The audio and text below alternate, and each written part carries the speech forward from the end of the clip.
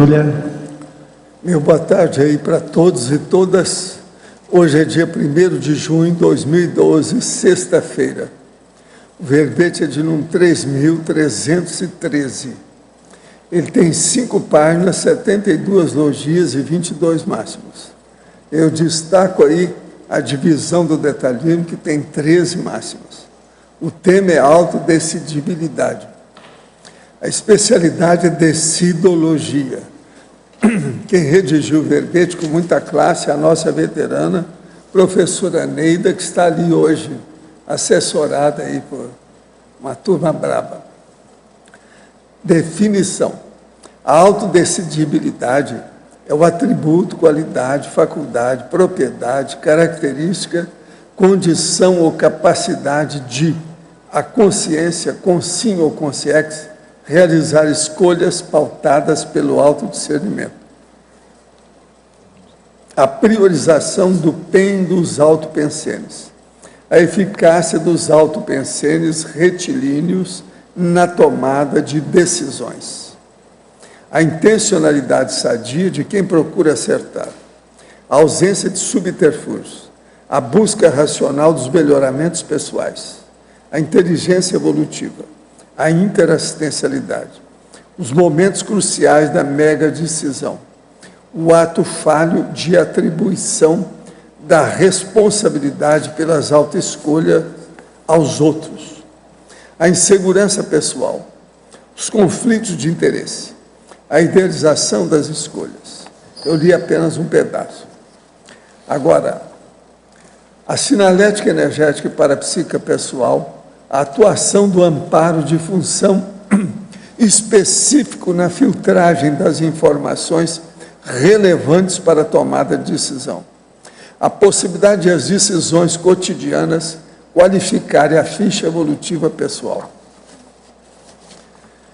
Agora, na argumentologia, nós temos aí o tópico sobre taxologia, com 21 especialidades da conscienciologia, e possíveis decisões otimizadoras da alta evolução.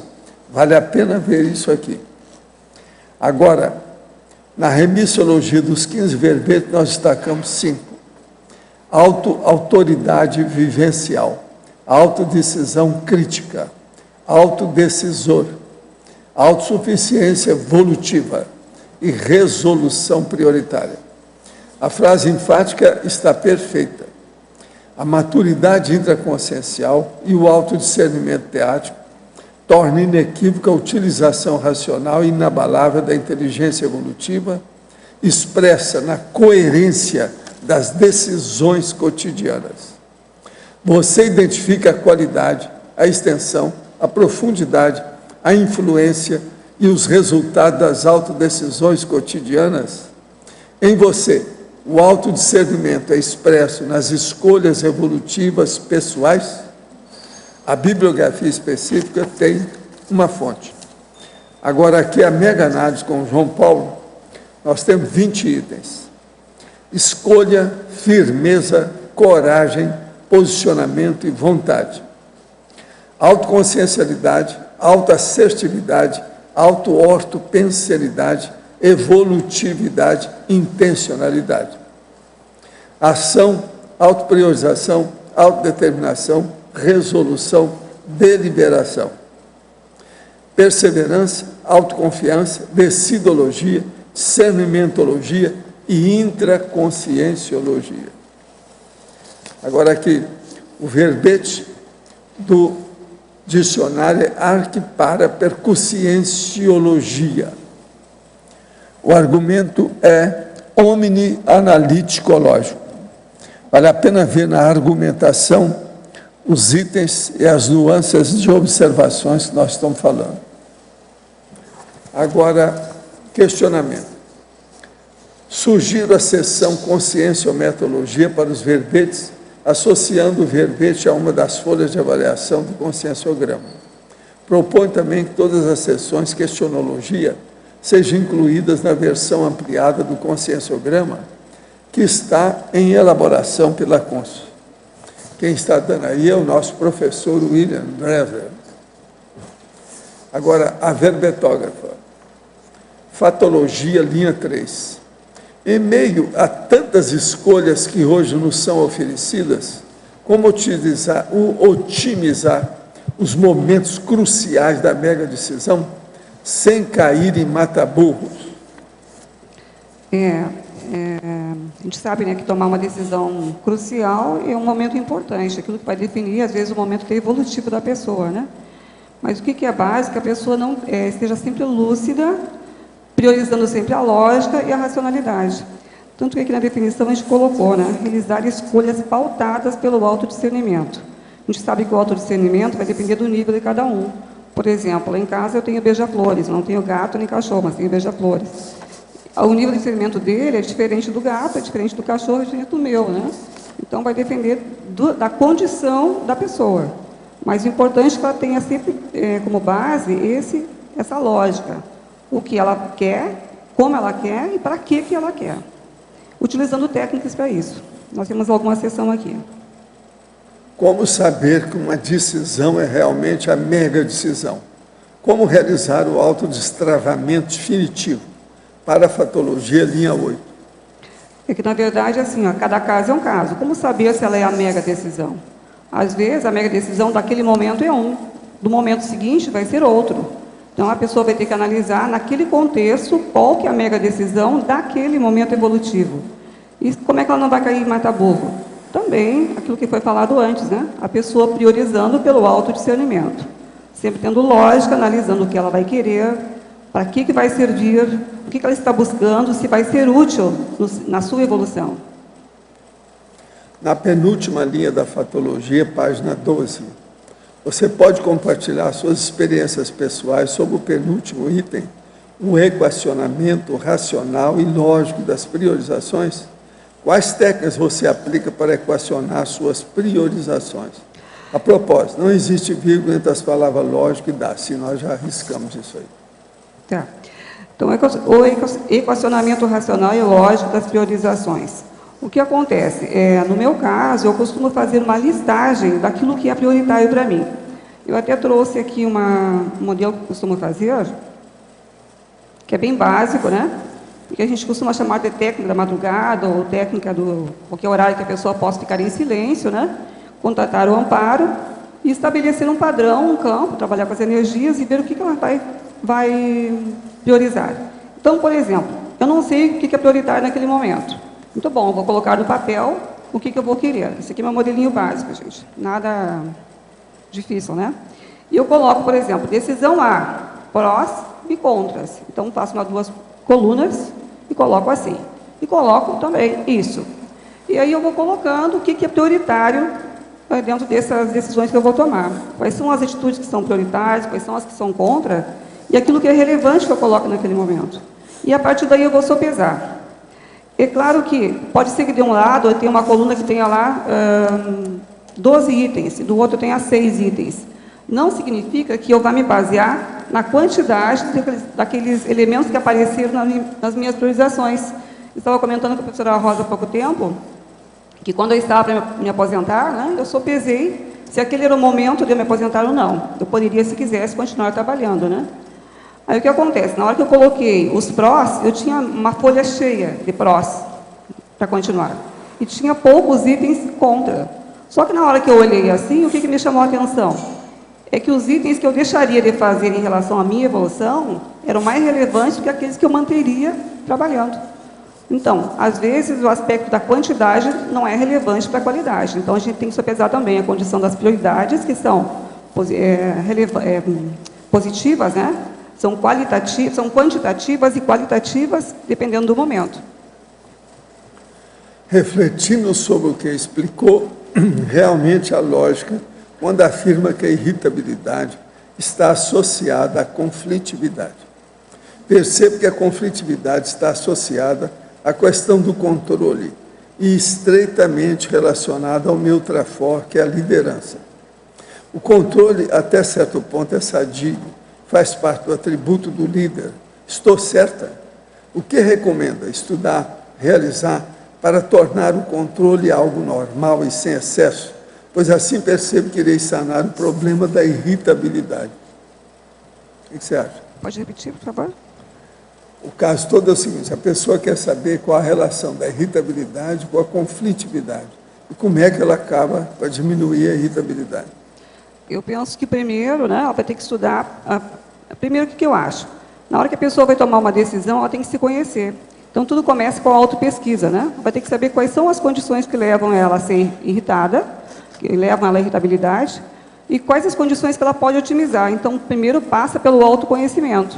Sem autoconhecimento, sem saber como é que ela funciona e como é que ela pode otimizar os resultados do que ela está querendo, né? Vamos supor, a pessoa descobriu um traço, que é irritação. Então, ela vai ter que reciclar esse traço. Como é que ela faz a reciclagem?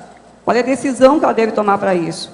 Primeiro, vai ter que haver uma reciclagem intraconsciencial. Que técnica ela vai usar para isso? Então, passa por uma série de fatores que não tem assim uma receita mágica, né? Uma fórmula mágica que diga 1 mais 1 é 2, 3 mais 3 é 6. Nada disso. Ela vai ter que sentar, pensar, se analisar, estudar o seu caso para poder chegar a uma conclusão. E se for o caso, pedir ajuda, né? Professor, no livro dos médiuns, é descrito uma menina com habilidade de se transfigurar com a aparência de qualquer pessoa. Quando se transfigura na forma de um homem, estando em cima de uma balança, seu peso dobra. Poderia explicar esse fenômeno? Não. Isso aí é o fenômeno de efeito físico. Naquela ocasião, eles ainda não sabiam mexer com o processo de ectoplasma. Então, aumenta de acordo com o nível. A ectoplasmia, ela pode aumentar o peso de qualquer um, seja na condição de homem ou de uma mulher, por exemplo, obesa. Se a transfiguração ocorre, aquilo aumenta o peso. Isso é normal. Hoje já tem mais gente que está estudando isso. O negócio é estudar os livros de um alemão chamado Skrent Notzing, que ele escreveu depois disso aí. Mais sério, são tratados grandes. Gente, eu entrego a professora Neida a vocês, tá certo? Neida, eu queria na fatologia, página 11, de baixo para cima, quarta linha, você coloca a priorização da qualidade dos resultados. Uhum. O que você pode ampliar quanto a isso? Então, veja bem, a questão da decidibilidade é uma questão que a gente pode ter, assim, condição positiva e condição negativa, né? Quando a pessoa vai priorizar pela qualidade dos resultados, ela vai ter que fazer uma análise daquilo que ela quer, como eu estava falando aqui da minha técnica que eu uso, né? Mas pode usar outra, nós temos aqui listado várias técnicas, e vai saber o que eu quero, para que eu quero e como eu vou conseguir isso. Uma coisa que é importante na hora que a pessoa vai decidir é a questão da ação. A pessoa decidiu algo, ela vai tomar uma atitude, né, e vai colocar em prática aquilo que ela decidiu.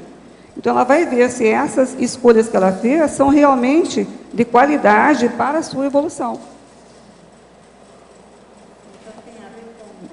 O item da terceira linha de baixo para cima também, ausência de auto-arrependimento. Porque, na verdade, que a pessoa, na hora que a pessoa pensou, refletiu, não foi uma decisão precipitada, não foi impulsiva na sua decisão, ela não tem por que ter arrependimento. Errou, toca a bola para frente, vai tentar novamente fazer a coisa o melhor possível, né? Porque a gente, mesmo que vá decidir, não está dizendo que a pessoa não vai errar nunca. A pessoa pode errar, e o erro faz parte da evolução. Errou, tenta de novo. Nada de desistir, né? Mas procurando sempre aproveitar aquele erro e tirar o melhor proveito daquilo, né? Aquela lição que aquela pessoa auferiu, para não tornar a repetir. Obrigada. Valdo, aqui no dicionário, gostaria que o senhor comentasse o item holopensenologia, na página 5. Por favor. Para esclarecer que pode influir significativamente na apreciação ou observação pessoal, mesmo quando subjetiva, sobre assunto também subjetivo, relativamente a outra pessoa objeto, o fato da saída da consciência de um holopensene, um ambiente ou atmosfera intrafísica, entrando em outro, devido às energias conscienciais gravitantes ou residuais, inclusive com a mudança do local-chave de poder da força presencial. Então, você vai ver aqui o seguinte, que a pessoa, para ter uma cognição, uma percussiência, ela ter conhecimento das realidades em torno dela, em primeiro lugar, se ela domina mais as energias, ela vai entender melhor as coisas. Por quê? Tudo que você faz é através das energias. Aquilo que você pensa, que é o pensene, a ponta dele é N, é da energia. Então, veja, uma pessoa está aqui no ambiente, aí ela tem um certo nível de domínio das energias nesse ambiente. Então, a força presencial dela tem um determinado percentual. Ela sai dali, ela pode ficar num lugar igual, um lugar pior ou um lugar melhor. Tudo depende dela se entrosar com o holopensene. Esse entrosamento é feito pela energia. Aí é que aumenta a percussiência, a inteligência, a lucidez da pessoa. É isso que a gente quer mostrar. Agora, é preciso de trabalhar, né? E como eu estou falando aqui logo em seguida, precisa ter muita heterocrítica da situação de fora e a pessoa ter heterocrítica com o fôlego que ela tem com as energias. Então, por aí você vê como é importante o EV, o estado vibracional. É seríssimo. No holopensene mais opressor, por exemplo, a pessoa teria tendência além de ter diminuído um pouco, menos expressiva a sua força presencial, ela teria menos percussiência ou teria menos capacidade de elaboração crítica? Aí depende qual é a assimilação que ela tem com o ambiente. De que modo que ela é. Quanto mais a pessoa dominar o ambiente, mais força presencial ela vai ter ali. É aquele negócio do campo. Se o campo é seu, você sabe tudo. De que lado que tem sombra, quando é que venta, o sol, como é que inclina. Você domina o campo. Isso é muito usado na questão esportiva, né? É preciso a pessoa ver a força presencial de acordo com o local. E eu aí estou falando aqui do local de poder, que isso aí é importantíssimo, entende? Como é que a pessoa escolhe esse local-chave de poder da força presencial? É onde a pessoa se manifesta melhor. Entende? Professor, aqui, a gente pode dizer que toda doença é anticosmoética? Até um certo ponto, em tese, você pode, mas é preciso examinar com calma. Porque às vezes uma pessoa pegou uma doença porque estava servindo os outros, então ela foi contagiada pela doença que ela estava dos assistidos. De modo que tem que ir com calma com isso. Agora, em tese, se você for pensar que toda doença é uma alteração negativa, é anticosmoética. Você está entendendo? Se for pensar nisso. Sim. Então, por exemplo, uma patologia, ela não é homeostática. Uma patologia, ela é nosográfica. Ela é anticosmoética, ela é antievolutiva, ela é regressiva. Entende? Tem que ver o modo de abordagem. Isso foi motivo de um debate lá entre os consciências terapeutas e a gente não chegou a uma conclusão. Pois é. E outra coisa que eu queria perguntar ao senhor, como é que a gente pode ajudar uma pessoa a superar um vício? Qualquer que seja o vício. Como é que é? Vício. Como ajudar uma pessoa a superar um vício? O vício é mostrar para a pessoa que aquilo é processo da imaginação dela. Que ela está sendo levada, está entendendo, pela imaginação. E ela tem que usar a inteligência, a decisão, isso que a Neida está estudando, a autodecidibilidade. Tem que ser inteligência, isso é que determina a inteligência. Agora, a pessoa que está indo no bico, por exemplo, fumar, eles arranjam a desculpa de que isso é uma necessidade bioquímica.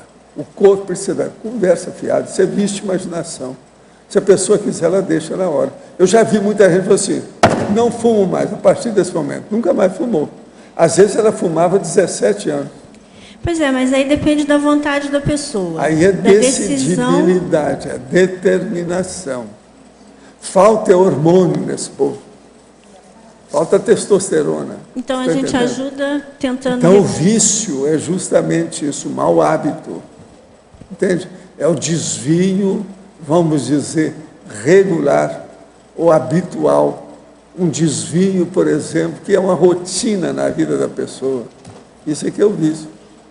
Então a gente tem que superar essa situação, não pode pensar nisso assim. Agora, tem que falar isso na cara da pessoa. Outra coisa, esse negócio aqui, ó, sabe o que é isso? Vergonha na cara. Fala com ela, ó, você não tem vergonha na cara? Isso é autocorrupção. Sendo autocorrupção, é autoassédio. Você está tapeando a si mesma.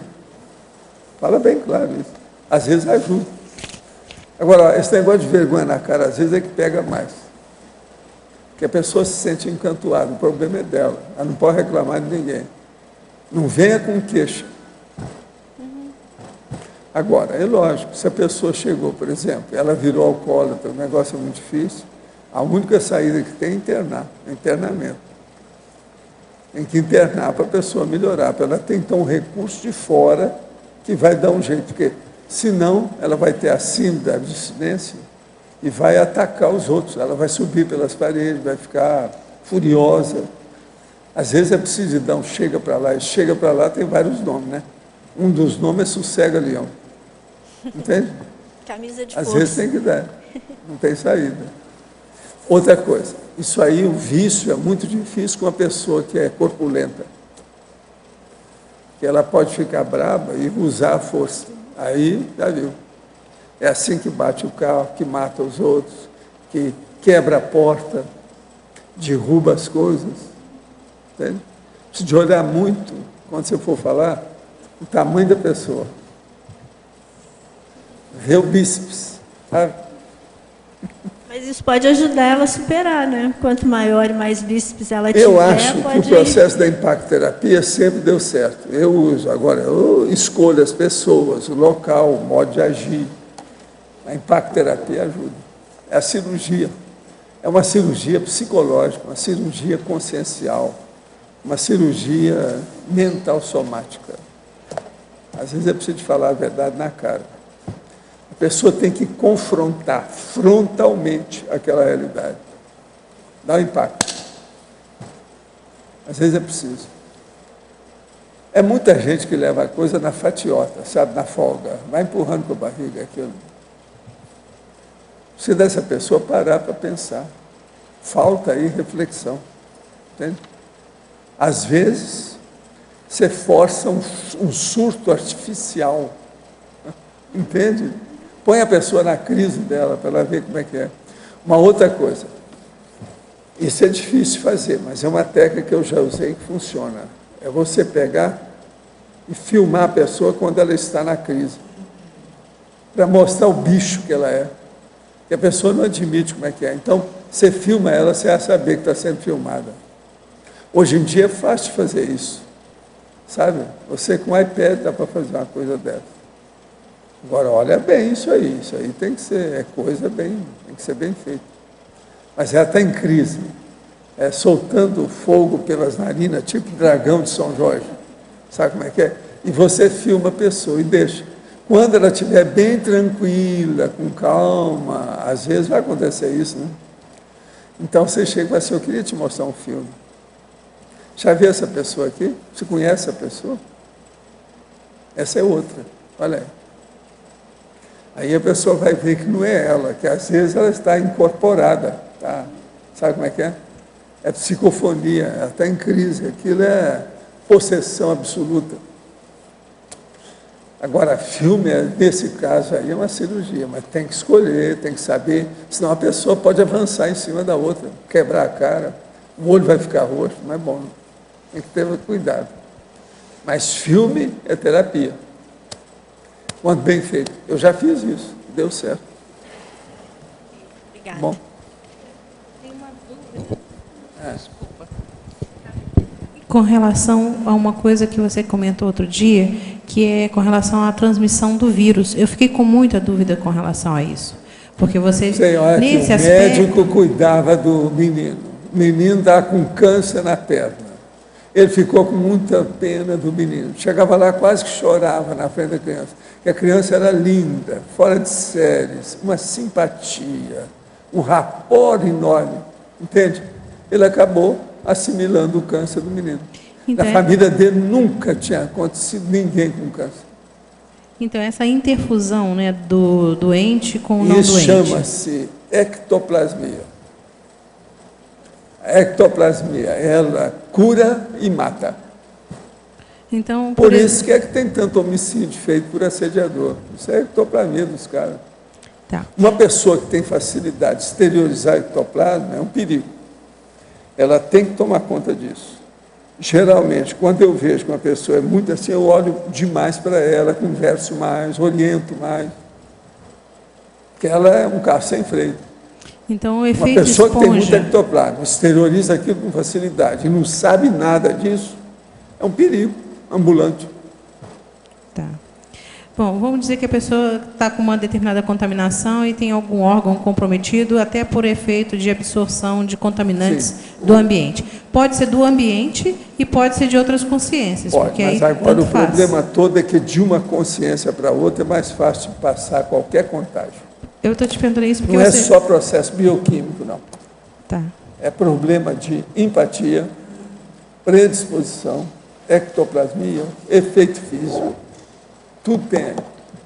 Paulo, você estava falando sobre a ectoplasmia, você estava falando que a pessoa, por exemplo, que tem isso, que tem ectoplasmia, ela tem que ter cuidado com a escolha da dupla, porque de repente ela pega tudo. E quando os dois na dupla têm isso, como é que acontece? Aí eles têm que se entrosar para aquilo sair bem, né? Senão vai criar problema em casa, acidente de percurso, acidente doméstico. Você já abriu o olho com isso, tem que saber. Que tipo de acidente doméstico? A pessoa está aí, daí a pouco ela é empurrada lá e quebra a perna, quebra o nariz, bate com a cabeça numa quina, morre. Tudo isso eu já vi. Um dos casos mais sérios que eu vi na minha vida, que todo mundo lastimou, que era uma pena, é o seguinte. Havia uma moça que fazia novela para a televisão em Belo Horizonte. Ela era noveleira. Noveleira é aquela que faz a novela. Vocês estão entendendo? Que escreve, script. Ela redige.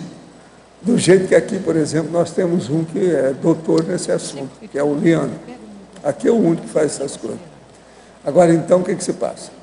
Ela era fora de série. Agora, era muito minha amiga. Eu fiquei amigo dela devido aos processos do povo de Belo Horizonte, Chico Xavier, aquela coisa. Aqui não. Então, ela de vez em quando queria conversar mais comigo, e eu fui à casa dela, examinei as coisas. Agora, o hobby dela era cuidar de bicho, principalmente de cachorro. Então, ela tinha um monte de cachorro do jeito que as nossas amigas aqui têm. E outra coisa, os bichos todos chegavam perto dela, no meu estilo. Ficava tudo a meu favor. Então é como a Graça fala para mim, não, o gatinho elegeu você como o pai dele, e acabou. E ali eu chego no lugar, eu roubo a cena.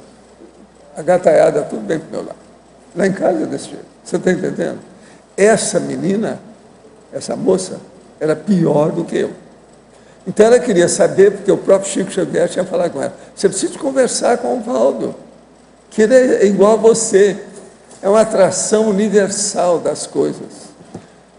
Então nós fomos lá, eu fui examinar a vida dela, as coisas todas, examinei a casa dela. Agora, a hora que eu chego na casa dela, eu falo assim, não, eu estou vendo aqui uns cachorros que você não falou deles.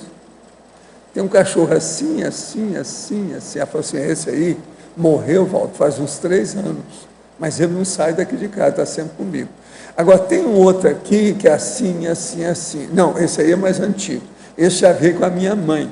Também morreu lá em Lambari, não sei aonde, e ele está aqui. Agora, eu estou vendo que aqui você tem um zoohotel extrafísico. Eu falo assim, tem. Eu trabalho com esse povo. Então, vejam, a situação era essa. Agora, um dia, ela chega para mim e fala assim, eu acho que eu estou com o processo do Chico de Assis, quer dizer, o São Francisco de Assis, que é o estigma. Assim, por quê? Olha aqui no meu nariz e na minha testa. Aí eu fui olhar, realmente o estigma. O efeito físico dela deu estigma. Fez uma imagem aqui e outra aqui. Entende? Vi tudo, é dermografismo. Aí eu falei assim, olha, você agora tem que ter cuidado com isso, que você já não está conseguindo ficar dentro das raias naturais da coisa. Seu efeito físico está transcendendo a realidade. Isso pode te dar um acidente. Então ela começou a se cuidar, olhar tudo direitinho. Lá pelas tantas, eu viajei. Passei fora do Brasil uma temporada. Eu sabia da existência dela, já tinha deixado o movimento espírita, aquela coisa toda. Quando eu voltei, então, um dia eu pergunto por ela. Você vai, Walter, você não está sabendo? Ela morreu. Mas como? Ela caiu numa escada e morreu. Quebrou o pescoço. Ela foi empurrada na escada. Você entendeu ou não? Deixa eu te explicar mais. Agora veja, uma das personalidades mais sérias que eu vi, uma inteligência, uma facilidade para escrever, uma loucura. O nome dela era Wanda Marlene. Pergunta em Belo Horizonte, tem gente que conheceu ela. Agora, eu não fiquei sabendo nada que eu estava fora do Brasil quando ela morreu. Lá naquela casa, tinha uma escada realmente na casa. Ela morreu na escada, ninguém não souberam explicar. Então falaram, não, foi um acidente doméstico.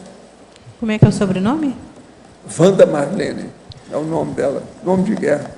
Professor, agora naquele caso seu, do empurrão que te deram, Sim, eles usaram o seu é a mesma ectoplasma? coisa. Eles usaram o seu ectoplasma para fazer lógico. isso? Mas Eu já naquele tive momento, o senhor nem um monte de percebeu? empurrão desse. O senhor nem percebeu que eles estavam ali por perto? Não, eu vi, mas o processo é que você está em determinada hora, em qualquer posição que você está sempre com o bumbum de fora. Isso é a regra humana. Isso aí, o doutor Medina Celi, na década de 50, já me falava. Há certas condições na vida em que, em qualquer posição que você esteja, estará sempre com o traseiro de fora. Mas É muito Mas difícil, eu às vezes, tenho quando isso ele quis dizer, a condição crítica da própria vida. Você está entendendo? Mas o senhor teve sinais que poderia acontecer isso? Que Não, eu sei disso, mas eu tenho confiança em mim. Não, na hora. que ia Muita acontecer. gente já me empurrou, mas é só até ali. Machuca o joelhinho e fica por Mas isso. se você que é você não consegue evitar isso, imagina Não, mas os eu pobres mortais. consigo evitar. É só eu cortar essas coisas, diminuir a assistência. Não. Eu avanço na assistência. Eu vou cuidar da pessoa tipo enfermeiro, esse é físico. Professor Walter. Então eu abuso da situação intencional, é de propósito. Hein, professor Walter, eu me lembro. Senão, eu não melhoro a pessoa. Eu me lembro que o senhor falou na época para a gente aqui que o senhor permitiu que fosse derrubado para Foi. poder pegar Agora, a pessoa. veja, é o pra jeito pegar de a- ter levado o mega assediador, senão ele ia matar uma diferente, pessoa. entendeu? A intenção dela era acabar com a vida de uma pessoa, uma mulher. E ali a gente deu jeito. É. Você lembra que a escoriação do meu joelho? Meu joelho está cheio de sinais de escoriações, muita coisa.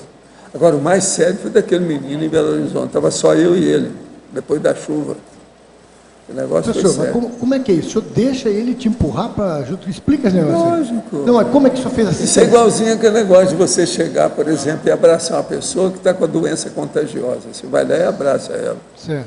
Uma das coisas mais sérias que tem é o cara, por exemplo, que está com hidrofobia.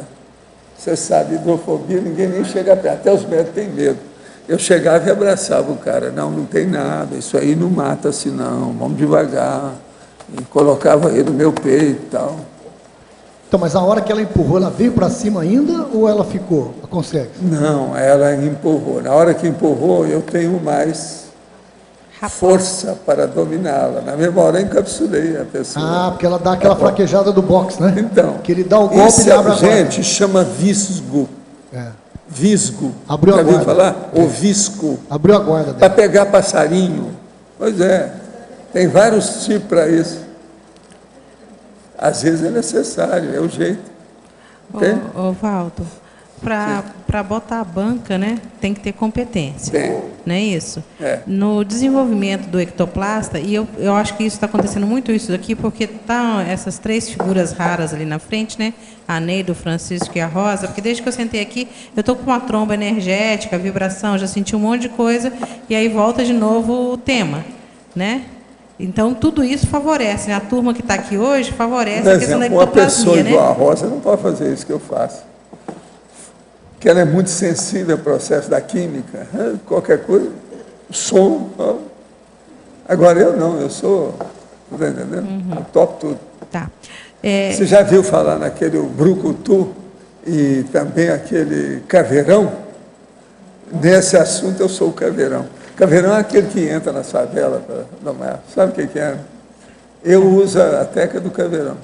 Eu ainda... Outra coisa, outra técnica que eu uso quando eu quero recuperar é a técnica do sarcófago. Eu já expliquei aqui o que é. Essa é perfeita e ajuda demais. Você já ouviu falar nisso? Não lembro. Sarcófago é o seguinte, você deita na sua cama de costas, quer dizer, decúbito, entende? Deita de costas lá, fica quietinho, relaxa, deixa os braços de lado, como se você estivesse no sarcófago. E relaxa tudo, entende? Você aí vai ver o processo da relaxação muscular progressiva direitinho, e você dorme, seja o que for. Não é insônia que aguente a técnica do sarcófago. A pessoa dorme, ela fica imóvel. Acabou. Eu sou uma múmia dentro do sarcófago. Isso ajuda, por exemplo, a recuperar o processo de energia. Depois de um trabalho desse aí, de enfermeira, esse é físico, tudo a gente faz. Técnica do sarcófago. Ela funciona, qualquer um aí, faça a experiência que vocês vão ver como é que é. Agora, ó, no início, às vezes, a pessoa vai ter dificuldade de ficar, porque vai coçar o nariz. Tem um negócio, as frescurites todas vão aparecer. Tem que superar isso aí. A pessoa deixa, eu não vou morrer, não vou coçar. Que o nariz escorra, que a pálpebra está mexendo, que a orelha está coçando. Não interessa, deixa acontecer. Entende? Sarcófago é isso. Agora, ó, é o máximo como técnica. Ajuda demais. Eu, de vez em quando, se estou trabalhando muito, eu uso a técnica do sarcófago. Agora, ó, se estiver fazendo frio, é melhor ainda. Que, por exemplo, vamos supor que o seu quarto esteja lá a 16 graus. Então, você coloca um edredom em cima, até fechar tudo, até no queixo. No meu caso é da barba. Aí vem aquela piada. Você põe por baixo ou por cima da barba? Sei que o problema é meu. Entende? Você põe, que tem uma piada, né?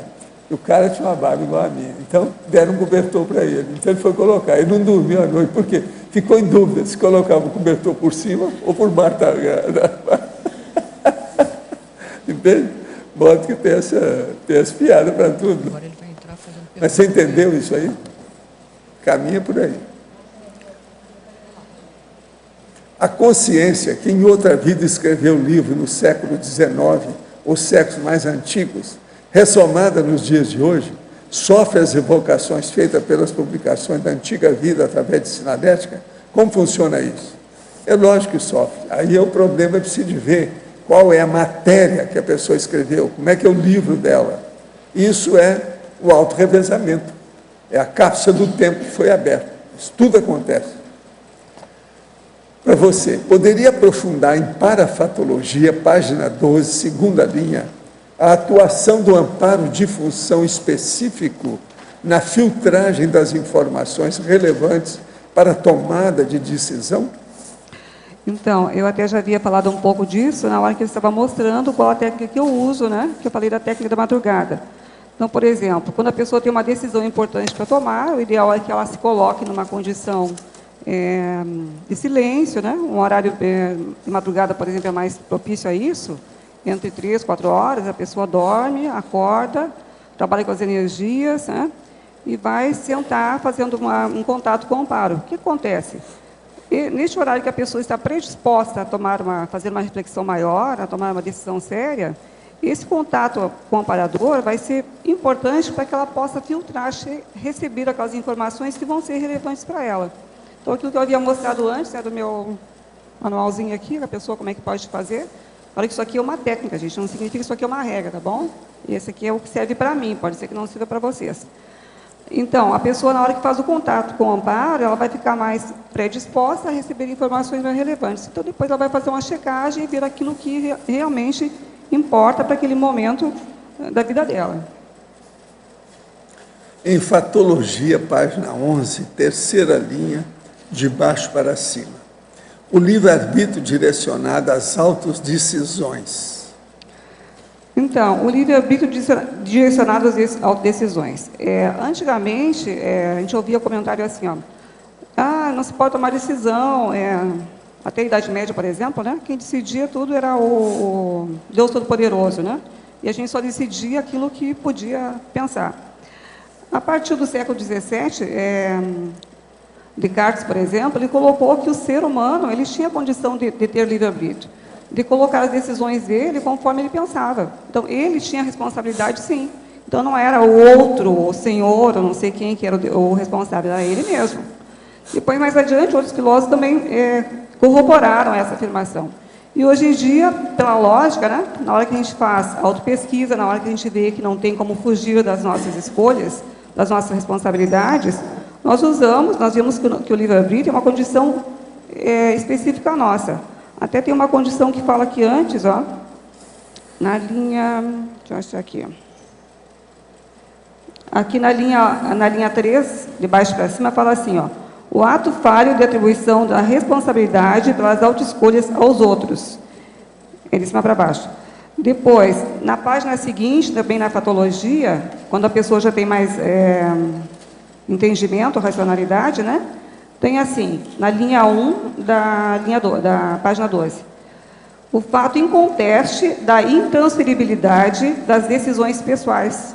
Então, a condição do livre-arbítrio, gente, é uma condição que não dá para descartar. A pessoa ela é responsável por aquilo que ela escolhe.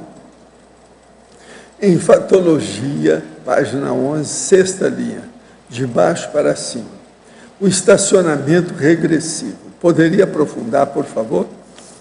Estacionamento regressivo. Aqui, ó. Então, esse estacionamento regressivo é a hora que a pessoa ela é indecisa, ela fica em cima do muro, ela não sabe o que ela quer, né?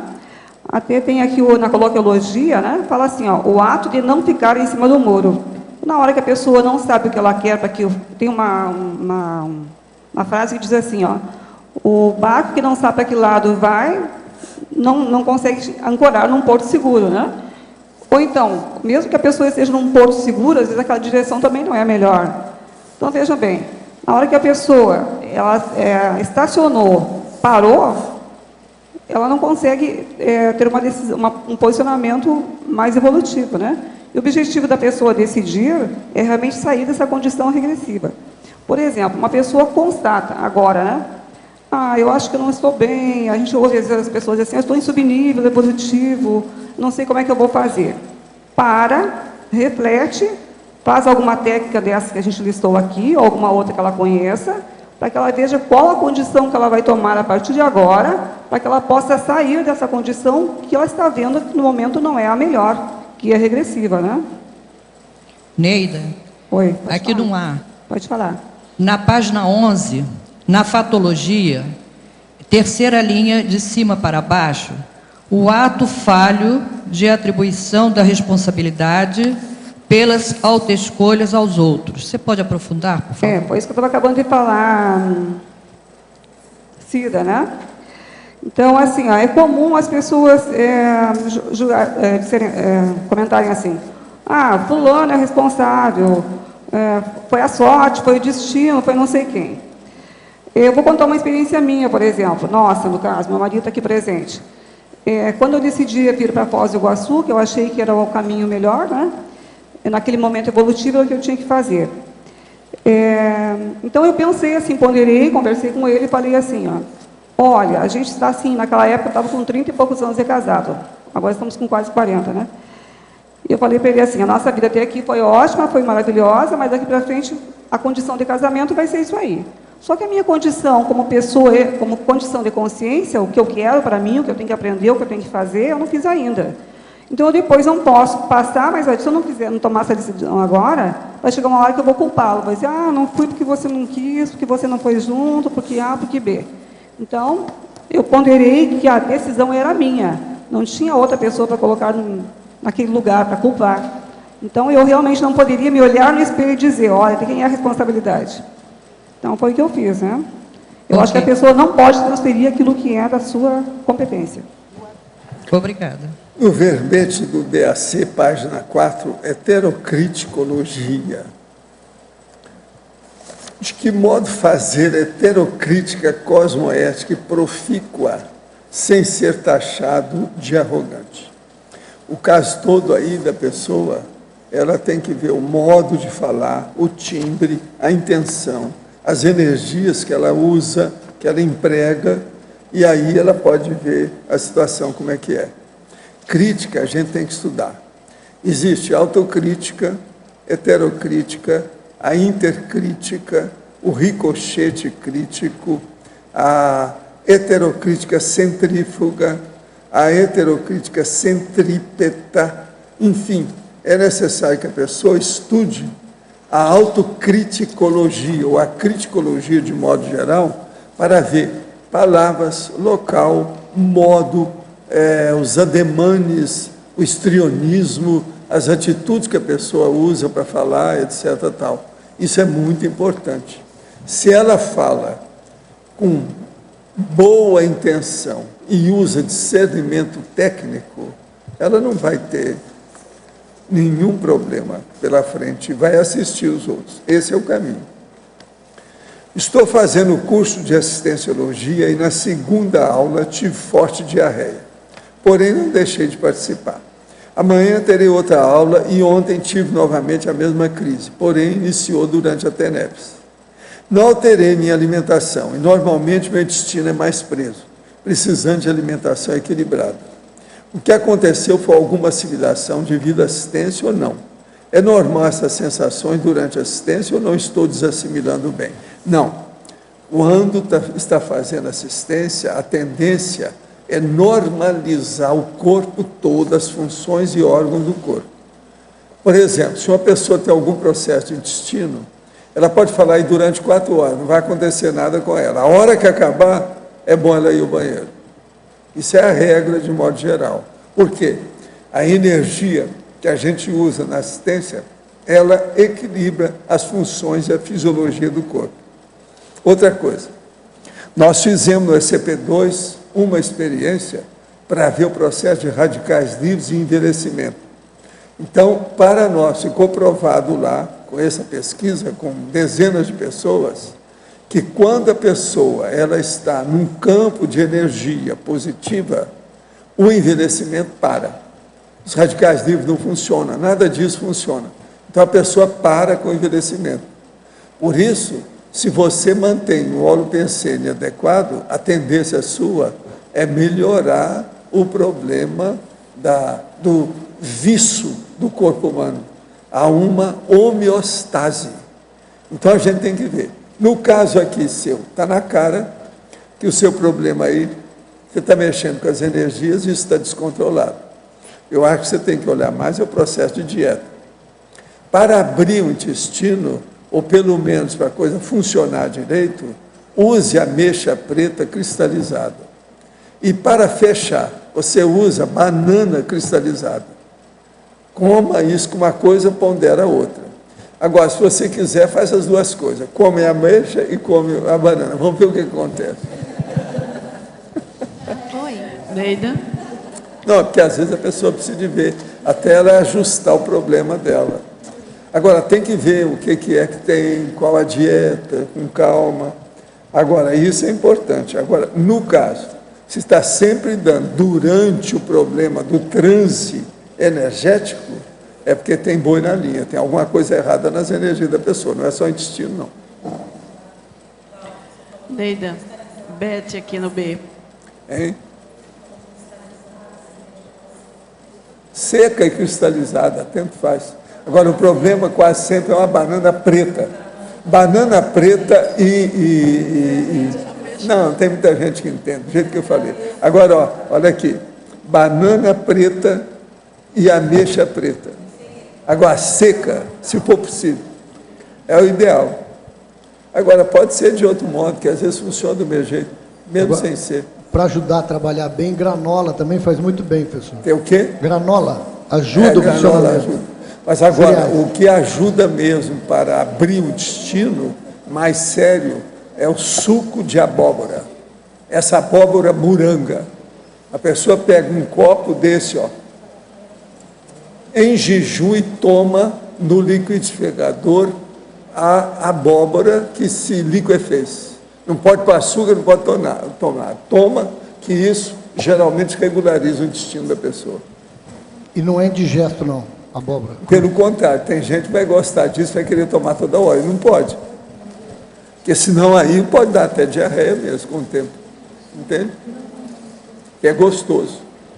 Moranga, essa redonda, aquela abóbora redonda, aquela Deixa que é de molho, é isso? Deixa de molho quieto ou bate? Hein? O senhor bate ela ou deixa de molho? Não, faz na hora, lá você bate ela na hora. Bate, né? Sem casca. Põe no liquidificador. Sem casca? Sem casca. Não, casca a gente não deve comer de nada. Tira tudo quanto é casca de tudo, por causa de agrotóxico. Porque todo agrotóxico fica Eu não condensado. como nada, nem fruta, nem legume, nem nada. Por exemplo, aí no restaurante, eu não como abóbora nenhuma, porque ela vem com casca. Eu não como nada que tem casca. Faz mais de 40 anos que eu andei estudando com técnico, inclusive o cara da Argentina, para ver isso.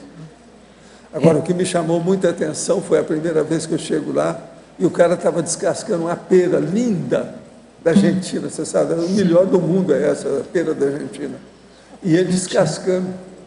Eu disse, mas você não come a casca? Não. Eu ainda não tinha uma ideia do alcance daquilo. Eu falei assim, não pode. Ele era especialista em dieta, em Buenos Aires, na casa dele.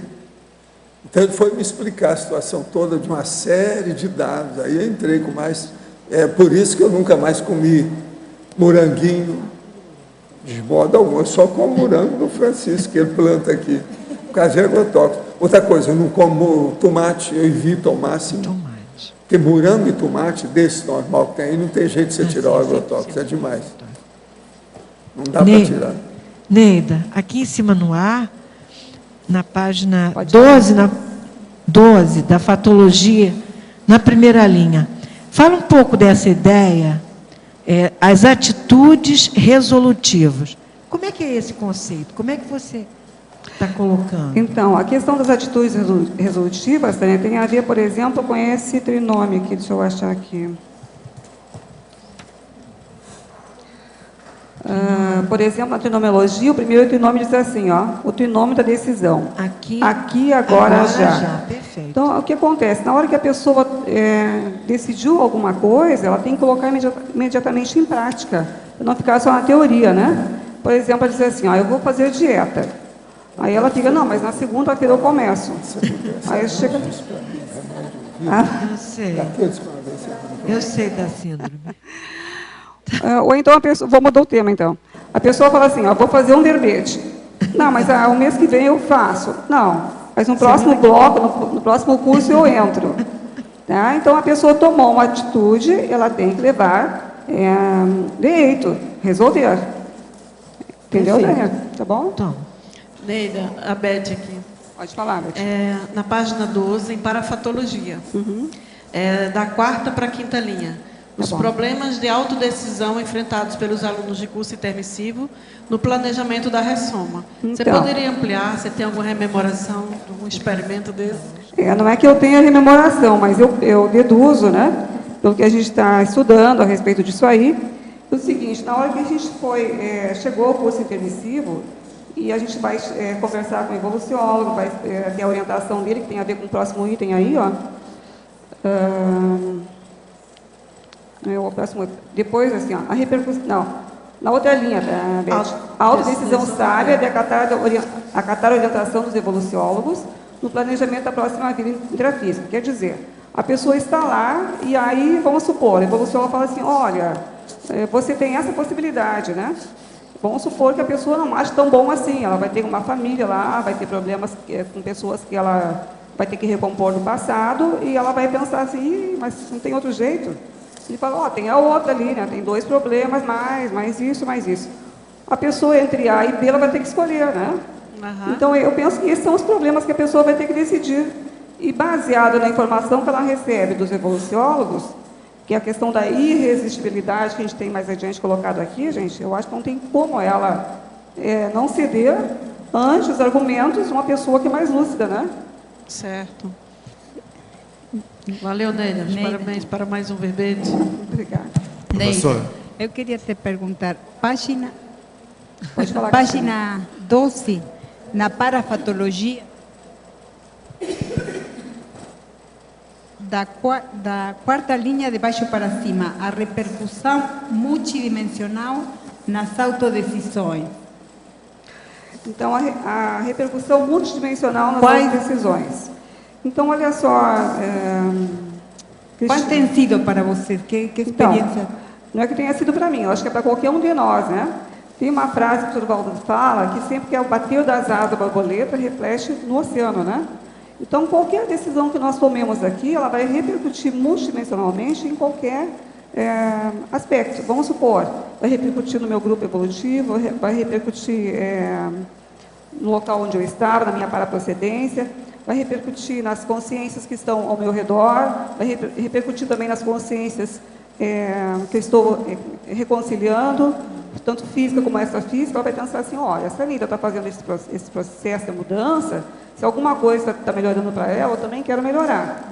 Então, eu acho que essa questão assim da repercussão multidimensional das escolhas tem a ver com o processo que acontece ao redor. E isso aqui, para mim, tem sido uma coisa assim, tu perguntou da minha experiência, eu posso te dizer assim, ó, eu percebi que na hora que eu fiz mais reciclagens intraconscienciais, que eu mudei alguns traços que eu identifiquei, que eu sabia que eu podia mudar naquele momento, eu tenho outros para mudar, mas naquela hora eu percebi que pessoas com as quais eu deveria fazer algum acerto nessa vida ainda, as próprias pessoas se aproximaram. Elas chegaram e as coisas foram acontecendo de uma forma muito prática, né? Então, eu acho que isso repercute, né? Aparece ali o resultado daquilo que a gente está fazendo. E na penúltima você coloca a irresistibilidade diante das oportunidades integradas ao máximo mecanismo evolutivo. Então, essa foi essa condição que você estava falando para a Beth ali, né? Na hora que ela perguntou a respeito da condição das autodecisões dos alunos do curso intermissivo, né? Que eu falei que existe essa possibilidade, né? Então, na hora que o evolucional coloca para nós as opções que a gente vai ter aqui no intrafísico, e a gente não tem como escolher, não, eu vou querer essa aqui, né? Até posso estar muito lúcida e dizer, não, está tudo bem, essa aqui está bom para mim. Mas o meu nível evolutivo, na minha lucidez, eu vou depender de uma pessoa mais lúcida que eu para me orientar. Então, a questão da irresistibilidade é a questão assim que não tem como tu não resistir a uma interferência maior de uma pessoa mais lúcida. É como se ela exerce uma influência maior sobre ti. E tem verbete sobre isso. E tem um verbete sobre isso também. Eu estive contando aqui, acho que dentro de todo o verbete tem mais de 20 citações de verbetes anteriores. Então, quer dizer que a gente vai aproveitando a ideia e vai desenvolvendo, né? Oi, Neida, aqui em cima na letra A. Pode falar, Dalma. Na página 12, em detalhismo, como que é o princípio da lógica cosmoética? Você pode também exemplificar? Princípio da lógica cosmoética, Jorge. Na quinta linha. Quinta linha. O princípio da lógica cosmoética. Esse princípio da lógica cosmoética, eu acho que nada melhor para exemplificar do que aquele princípio de que aconteça o melhor para todos, né, Dalga? Isso aí, na hora que você tem esse princípio, você está desejando o melhor para todo mundo. Eu acho que a cosmoética mais ampla é essa, né? Sim. Ok, obrigada. Neida, oi. Tem alguém na frente? Posso falar? Oi, aqui. Na página 12, para a fatologia, a segunda linha, a atuação do amparo de função específico na filtragem das informações relevantes para a tomada de decisão. Como que funciona isso? Nós já tínhamos comentado esse item, mas a gente pode repetir. Eu não sei, não é que existe assim uma norma fixa para isso, né? Mas o que eu percebo, no meu caso, que na hora que a gente vai usar uma técnica para tomar uma decisão, você vai se colocar disponível, né? Para que o amparo, junto contigo, possa te informar, te ajudar no que for o melhor. Então, você estando predisponível a isso, o que vai acontecer? Você vai receber as informações com mais clareza, vai ter mais lucidez, vai poder avaliar melhor. Não que você coloque tudo na mão do amparador, né? Aí tem aquela pessoa que fala assim, não, mas o amparador falou isso, não, mas o amparador falou aquilo. Aí vira uma gurulatria, uma dependência, né? Toda decisão é tem que partir da pessoa. A pessoa pode usar como referência, mas a decisão vai ser dela. Então, essa filtragem das informações, no caso, é minha. Eu filtro essas informações que vão chegar. Tá bom? Levando em conta que nossa vida, todas as pessoas que temos contato hoje, já tivemos no passado, De que modo é considerado quando ele é visual, ou só de ouvir falar de alguma pessoa, ou somente quando o contato é mais direto? Como se iniciou o primeiro contato na evolução, já que sempre tivemos contato antes? Pode ser na época das bactérias, dos infusórios, não é isso? Ou na época que você era uma ameba. Tudo é possível. O urubu observa bem qual é a sua inter-relação com a outra pessoa. Relacionada à ectoplasmia, se a consciência tiver câncer, ela pode transferir conscientemente o mesmo para alguém despreparado para psiquicamente? Poder pode. Eu acho que tudo é possível em matéria de transmissão quando coloca o ectoplasma na situação. Seja na doença ou na alegria. Não é isso? Tudo é possível. A verbetógrafa. Taxologia, página 14, item 3, comunicologia. De que aplica a autodecidibilidade interlocutória nas conversas informais fora da CCI? Pode repetir o número, por favor? Taxologia, página 14, item 3, comunicologia. De como que eu aplico fora da... Fora da CCCI. Eu penso assim, ó, que a condição da TARES, gente, ela não é feita somente dentro da CCI, não. Vai depender das palavras que a pessoa usa, né? TARES significa tarefa de esclarecimento. Então, por exemplo, na hora que eu tenho uma pessoa, vou pegar uma coisa bem básica, uma pessoa que trabalha comigo, né? E aí está fazendo uma coisa que eu não acho muito adequada, eu vou sentar com ela e vou explicar, olha, você está tendo esse posicionamento, mas quem sabe se você avalia dessa forma? Veja bem, dessa forma, e vou colocar todo o meu posicionamento, né? Eu estou esclarecendo a pessoa que aquela posição que ela está tendo naquele momento não é o adequado. Ela vai refletir, ela vai ver se é ou não. Eu vou dar um exemplo assim do que eu estou falando. Teve uma época que nós tínhamos uma moça que trabalhava conosco, e ela era bem jovem, né? E nós costumávamos sempre ter em casa de chocolate. E aí eu ganhei do Francisco, uma vez, uma caixa de bombom, que era especial, né, que eu tinha ganho, e eu guardei no roupeiro. Sempre tinha assim o que ela podia comer, o que ela quisesse, dentro de casa, nunca houve essa restrição, né? Mas o que acontece, de repente, comecei a ver que meus bombons estavam diminuindo, né? E ele não come bombom. Aí eu perguntei, o que aconteceu com os bombons? Não, eu não fui, não. Sabia que ele não era, né? Só tínhamos eu, ele e a moça em casa. Eu fui conversar com ela, escuta, o que está acontecendo? Eu não resisti. Entende, gente? Então, quer dizer, assim, ó, eu conversei com ela, você tem toda a liberdade de comer o que você quiser aqui dentro, só que você tem que aprender a respeitar aquilo que não lhe pertence. Então, isso é TARES. É uma forma mais simples, aí não deixa de ser TARES. Não é porque ela não estava na Conscienciologia, que naquela época eu também não conhecia, que eu não ia deixar de esclarecê-la. Sem briga, sem nada, né? Apenas conversando, e ela entendeu a situação. Ficou muito tempo comigo ainda. Gostaria que o senhor explicasse por que nós, da CCCI, mesmo sabendo da importância do parapsiquismo, voluntariando há mais de 10 ou 15 anos, morando em Foz, participando das atividades do CAEC na CCCI, tendo curso intermissivo, até macrosoma, a pessoa não lembra da sua real condição de consciência existencial. Onde que pega mais? Qual a dificuldade? Eu acho que o melhor é você cuidar mais do EV, fazer mais assistência e não perder o megafoco.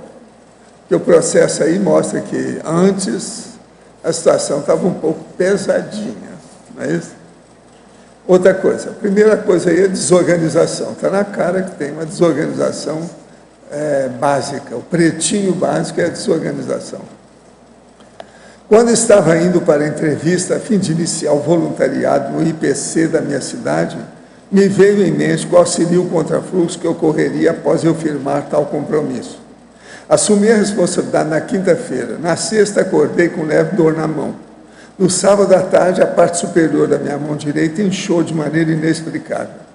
Isso poderia estar ligado com o processo ectoplásmico ou seria simples contrafluxo devido à minha decisão?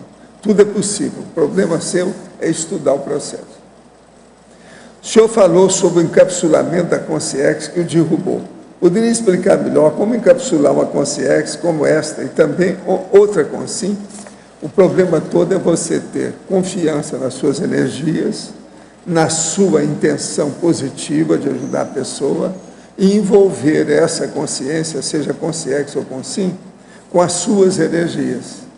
Agora, aí quase sempre, se a intenção é boa e está fazendo assistência, há um processo de amparador extrafísico que ajuda, e isso aí potencializa o trabalho. A situação fica melhor. Agora, o que você queria falar? Meia hora aí que o povo não deixou. Fala lá. Por aí eu sou Brad. Bem, a gente estava comentando no início sobre ectoplasmia. Eu tive um episódio que, assim, eu vi os amparadores tirando ectoplasmia minha. Após esse episódio, eu comecei a perceber várias vezes que isso acontece. Isso é comum acontecer? Como é que acontece com você? Qual a média Eu tô, por da exemplo, ocorrência? Cada 2, 3 dias. Às Mas vezes como eu estou sentado na mesa do escritório fazendo coisa corriqueira. Eu começo a sentir essa ectoplasmia pelas mãos. Pois é, mas é agora o seguinte, te dá ressaca depois disso? Não, nunca. Então é positivo, você está ajudando os outros. Nunca. É por aí, o trabalho é esse, seu serviço, vai em frente. Uhum. Agora tem outra coisa bacana. Agora, seria bom você ler o manual da TENEPS. Você já leu? Não, eu já sou praticante há um ano. Ah, já? Já. Então, era essa outra dúvida que eu tinha, porque assim, o senhor sempre comenta que o bacana é a pessoa ter um nível equilibrado de energia. Tá? Comenta dos 5% ou 90%. Eu tenho, é claro que assim, a doação tem dia que vai variar, vai ser mais, isso aí a gente compreende. Agora, o que é você estar com 5% de energia? É você ter uma energia disponível para fazer assistência. Você, então, é uma pessoa naturalmente doadora. Uhum. Você não é mão de vaca, você não é pão duro, você não faz a unha aqui, ó, por cima. Uhum. Tá entendendo? Você tem a mão aberta, você ajuda os outros. Então, isso é que é a coisa mais séria. Bacana. Eu fiquei intrigado com isso, porque assim, tem dia que eu não sinto praticamente nada de esterilização. Tem dia que está bastante denso o trabalho. Pois é. Vamos trabalhar com a história. Agora, se você já está trabalhando com a TENEPS, o seu amparador de função vai inspirar você em trabalhos maiores. Aquilo vai ampliar. Agora, na mesma linha, o senhor, trocando um pouco aí para a OFIEX, o senhor tem dito várias vezes assim que às vezes a OFIEX ela pode ser uma cabine telefônica. Mas qual a necessidade de uma OFIEX ser uma cabine telefônica? Prender uma pessoa. Ela está encapsulada lá dentro, uma concierge. Ah, entendi. A capítulo? Tá. Entendeu? Capisce. Agora, o que é que tem? Às vezes pode ser um campo de concentração, como se fosse um campo de futebol, mas livre. Ok. Que às vezes pode ter 50 concierges. Tá. Estou fazendo um exercício de hipótese tentativa. O senhor fala que às vezes os amparadores levam a consciência lá para ser atendida. Como é que é essa manutenção? Não é de às vezes, não, é sempre. Tá, ok, desculpa. Mas assim, como é que é a manutenção dessa consciência ali dentro da OFIEX? Geralmente é concierge que tem assimilação mais comigo, que sou a consim, e com o amparador também da OFIEX. Então, há um rapport, há uma afinidade, uma empatia. Isso aí cria já um clima, ou seja, esse clima nós chamamos de holopensene extrafísico, que ajuda a fazer a assimilação e também o acolhimento dessa consciência. Okay. Agora, ela às vezes precisa de ir para uma câmara de reflexão, aí é a cabine telefônica. Ela vai refletir sobre aquilo que a gente fala para ela, depois você aparece lá, conversa, já está melhor.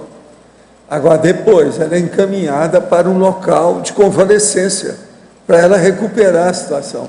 Então, com essa colocação, a OFIEX não seria, então, só uma sala? É uma enfermagem. É um local como se fosse uma enfermaria. Por isso que eu estou falando, ela pode ser pequenininho, pode ser enorme. Às vezes a OFIEX, de um dia para outro, se transforma num hospitalão. E ela se molda às necessidades da assistência que é feita. E aquilo é um processo de um bolsão interdimensional. Tá, Por mais que os assediadores queiram chegar lá, eles não vão. Não tem jeito. Ela é inacessível a assediador. Tá, mas ela é uma bolsão, mas o que eu tenho ideia é que seria o quê? Tem o lado de dentro e o lado de fora. Não, é um bolsão. Um bolsão, as pessoas, por exemplo, você ainda não deve ter lido o que eu já escrevi, já expliquei isso demais. O que são os assediadores de OFIEX? O caso é o seguinte, a gente começa a trabalhar com as consciências. Tem muita gente necessitada, cheio de consréu, cheio de gente alterada da baratosfera. Lá pelas tantas, às vezes cai um peixão na rede, um mega assediador.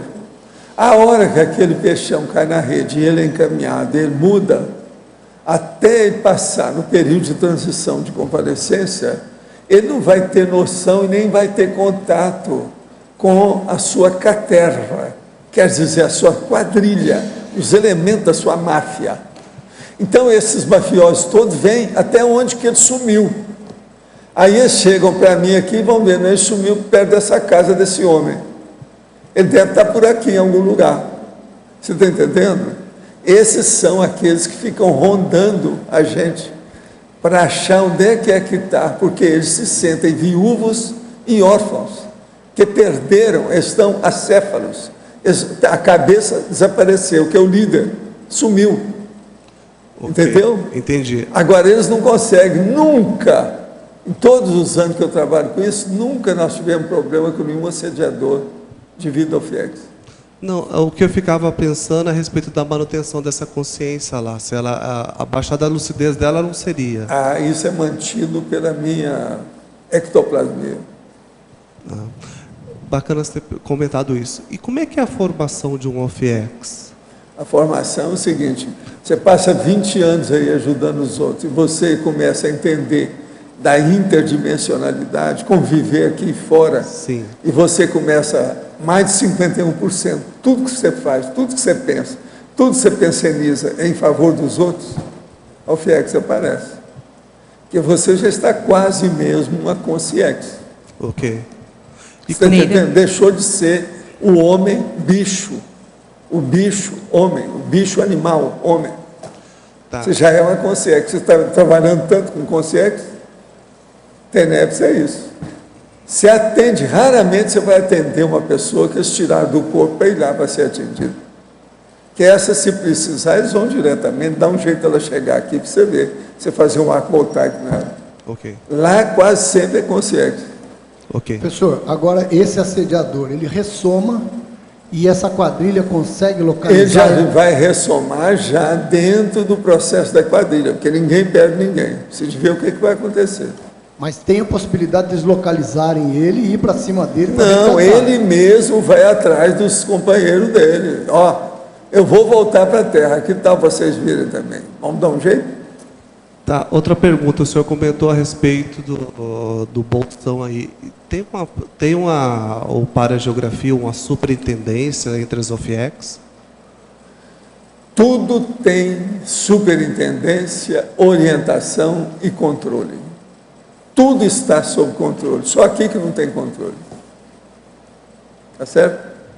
Extrafisicamente, quanto mais evoluída a consciência, mais controle é tudo. Tudo é a paramatemática.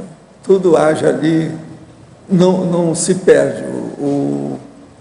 Vamos dizer, a máquina é perfeita, engraxada, oleada, funciona. Entende? A linha de montagem é exata, não tem erro. Não há descontrole nisso. Pensa nisso. Val, você falou de uma agenda extrafísica da OFIEX, que você teria essa agenda, é uma agenda física, que você tem? Quando precisa. Às vezes eu coloco lá, faço uma listagem, porque tem muita gente. Mas agora, ultimamente, eu estou trabalhando muito na questão mental somática, eles aliviam a minha OFIEX. Mas se tudo é superintendido, por que de ter essa agenda? Estão superintendendo, estão me ajudando, estão me defendendo, calma lá. Eles estão certos. Eu não posso estar fazendo 500 coisas simultaneamente. Ele tem que ir com calma. E outra coisa, preciso saber o que é que eu priorizo. essa minha prioridade é sempre de acordo com eles. Eu sou uma mini peça. Uma mini peça pau mandado. Professor, e você anota como se fossem os cases que foram acontecendo? Não, porque às vezes eu é vejo, né? Já teve período que eu tinha que anotar aí, às vezes 15 dias, saber tudo que está se passando, quais são as consciências. Aí eu procurava ficar mais dentro de mim com o problema, olhava muito o meu sono, as coisas, a atividade, as coisas todas, porque eu estava mais consciente do que consciente. Quando eu estou trabalhando demais aqui com vocês, agora, como eu estou fazendo dicionário, tudo isso, eu sou mais consciente do que consciente. Agora, já teve período que eu era mais consciente do que tudo. Quando eu era o velhinho da bolha, eu era mais consciente do que consciente, quase sempre, o ano inteiro. Aí é que eu vi muita coisa, atingi muita gente. Acompanhava. Teve um período, por exemplo, do pandeiro, que foi isso também. Negócio mais sério. Mas o que eu desejo é que vocês deixem de ser conscientes e sejam conscientes o mais depressa possível, enquanto estiverem aqui nessa vida respiratória de oxigênio. Professor, como assim no pandeiro, professor Waldo? O senhor falou agora do pandeiro, né? Do mega assediador, que ele foi para uma cabine, que ele teve as reflexões, ali existe a possibilidade dele ter feito a virada, não tem? Dele se melhorar. É o que ele não existe a possibilidade. Ali ele melhora. Isso, é isso que eu quero chegar. Ali tem a reciclagem dele. Aí ele vem, ressoma. Aí existe algum tipo de... Não, ele não ressoma assim não, calma. Então, às vezes ele vai passar 100 anos para ver se ajusta as coisas dele como consciente. Depois da reflexão dele, ele vai trabalhar. Ele passou por lá de cá para trabalhar, nem sempre ele não merece ainda ter uma vida, não. Que é o caso daquela consciência que você falou com o senhor que aqui era um paraíso, né? Que ele tem que fazer os acertos dele. É mais ou menos o caminho. Tem gente que sonha em vir para cá o tempo todo. Fica sonhando lá. Entendi. Questão, voltando ao UFIEX aí, dá para dizer que a UFIEX também pode ter uma antessala, como funciona assim mais ou menos o caminho da lógica? A gente faz o que a gente quer, eu sou capaz de mexer nisso. E o meu companheiro lá, que é o amparador do UFIEX, é capaz de fazer qualquer coisa. A gente muda a paisagem, faz o que quer. O que você pensar, a gente faz. E outra coisa, eu sou capaz de me transfigurar e ele também. Vai ficar tudo de acordo com o que a gente entende. Eu quase sempre sou outra pessoa, não sou nem Zé nem Valdo quando eu estou lá. Eu sou aquela pessoa que aquele cara conheceu quando teve aquela vida. Então eu apareço daquele jeito. Professor. Às vezes, a vida é a 22ª atrasada minha. Quer dizer, 22 aí para trás. Entendeu? Agora, o processo é você incorporar aquilo. Agora, veja, vocês já pensaram a vantagem disso? Retrocognição, por exemplo. Já pensou? O que o FIEX não pode te dar em matéria de retrocognição? Você está entendendo por que é que eu tenho alguma retrocognição? Isso exige um nível de auto-organização. É a minha, aqui, ó.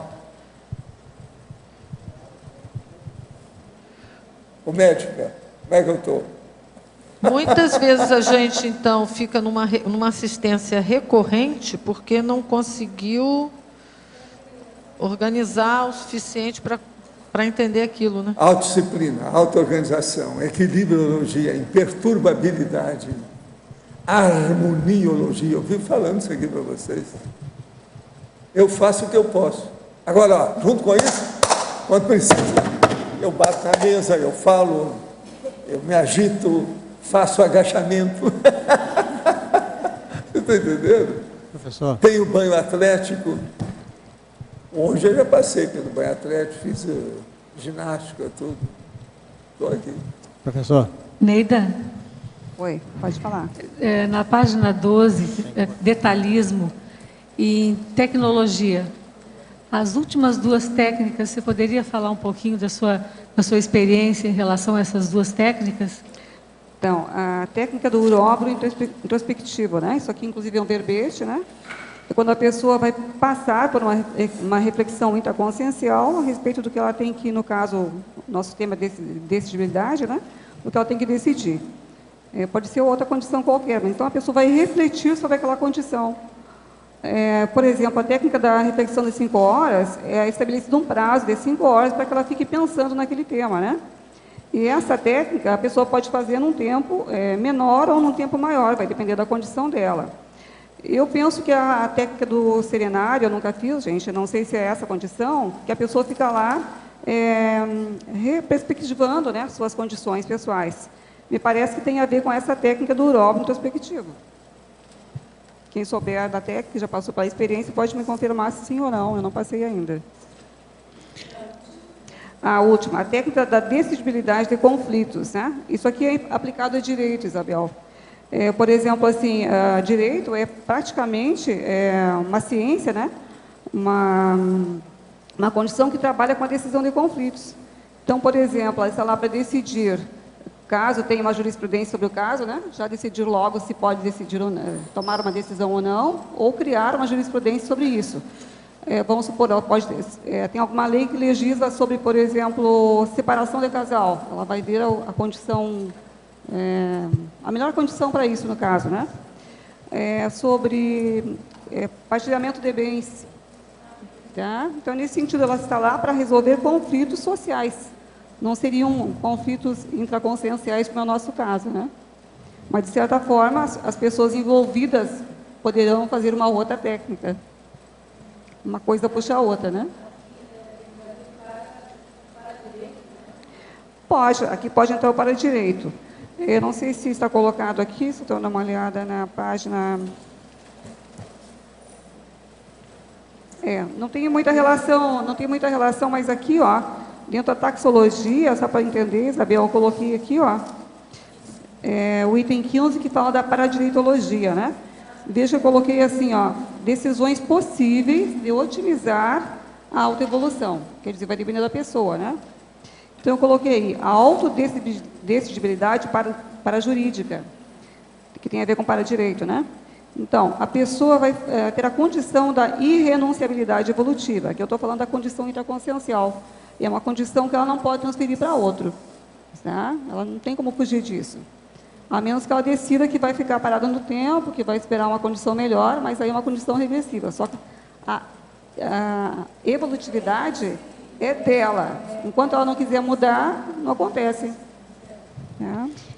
Neida, pode falar. Aqui no B, aqui em cima, duas questões. Você trouxe a questão do laboratório serenário. Eu vejo que, em termos de decisão, para mim, pelo menos, você disse que se alguém tivesse feito, pudesse falar, para mim ele foi muito sério. Porque você fica 3 dias, né? Você fica sexta o dia inteiro, sábado o dia inteiro, domingo o dia inteiro, sai segunda de manhã. Então, você reperspectiva todas as suas decisões, reperspectiva o que realmente é importante, o que não é importante, e não tem jeito, você tem que ficar lá os 3 dias em silêncio com você, pensando, refletindo, não tem celular, não tem internet, não tem nada, né? Não dá para escapar, não tem escapismo nenhum. Intraconsciencial, né? Intraconsciencial, a pessoa com ela mesma. 100%, exato. Então, aí não tem realmente por onde correr, a pessoa vai se ver mais dia, né, ou menos dia, ou na sexta, ou no sábado, no domingo, mas ela acaba realmente se olhando e tomando umas decisões sérias e ponderadas, e aí, muitas vezes, reperspectiva mesmo a questão da PROEX, toma um outro prisma, um outro foco. É que essa questão que eu tinha falado antes, a questão do urólogo tem a ver com aquela questão da circularidade, né? Da cobra comendo o próprio rabo. Então, uma pessoa vai e volta, mas é dentro da sua intraconsciencialidade. E na técnica da reflexão de 5 horas, ela até pode usar essa questão do urólogo, mas ela pode utilizar também outras referências, né? Aqui, no caso, a pessoa vai estar pensando com ela mesma. Isso. Eu não sei se é isso que está te referindo, né? Que a pessoa fica sem comunicação, sem internet, sem nada, e ela só tem que refletir. É uma maneira da pessoa realmente se, entre aspas, forçar a realmente refletir, analisar. E tem um outro ponto que eu achei interessante, que me chamou muito a atenção, além da quantidade de informações escritas, que é como se você saísse de você consegue se ver, né, durante esses dias, desde pequeno, jovem. A pessoa sai, vai se ver de fora. Exato, ela consegue se ver de fora. Então, nesse ponto também o serenário ajuda muito, né? Agora, eu queria te perguntar, aproveitando aqui que a gente está conversando, na primeira folha, na página 11, lá embaixo em fatologia, de baixo para cima, você trouxe, na terceira linha, né, de baixo para cima, você trouxe a ausência de autoarrependimentos. Em que sentido os autoarrependimentos? Porque às vezes a gente erra na dose, carrega de mais ou de menos. Então, em que sentido? Uma coisa que eu penso, Fabiana, é o seguinte, que arrependimento não leva a nada, né? Não leva a nada no sentido de mudar a condição. Vamos supor, errou. O que tu pode fazer para mudar aquela condição? Porque só se arrepender e ficar assim, me arrependi, vou chorar, uma semana, 2, 3, não resolve, né? Então, a pessoa tem que ponderar e ver qual é a melhor condição para que ela siga em frente ou que ela possa consertar, se for o caso, né? Ok. Ir em frente, porque apenas a condição do auto-arrependimento por si só não leva a nada. Tá. É como se a pessoa... que me referia nesse caso é o fato da pessoa perceber que escorregou e, a partir desse momento, utilizar o erro como se fosse uma ferramenta para o acerto. Exatamente, que na hora que a gente, vamos dizer, pisou na goiaba, né? Isso. O que é que a gente pode fazer para não repetir aquilo ali? Okay. Então, tem que tirar proveito daquele erro, exatamente, não vai simplesmente ignorar ou menosprezar. Para que serviu? O que a pessoa aprendeu com aquilo?